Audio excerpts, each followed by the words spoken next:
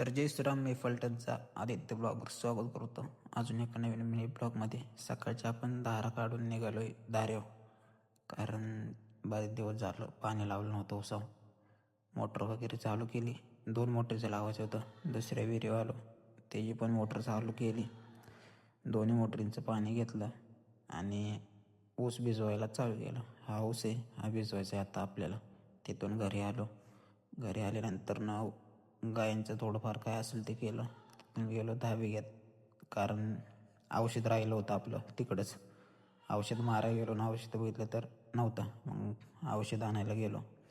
बघितलं आधी सापडते का तिथं, पण होती बॉटल पिशवी तिथंच होती राहिलेली. सगळं आणलेलं आणि तेवढंच राहिलेलं. मग काय तेव्हा घेतलं. आधी औषध बघितलं आहे का, औषध आहे म्हणलं चला. पिशवी घेतली आणि आलो सोमंताईला. हे आपलं रान आहे. अर्धवट केले, अर्ध अजून करायचे, मगच करणार आहे. भूक लागली होती, मग पेरू वगैरे घेतला, पेरू खाल्ला. आजचा ब्लॉग एवढाच आहे. भेटूया पुढच्या ब्लॉगला. तोपर्यंत बाय.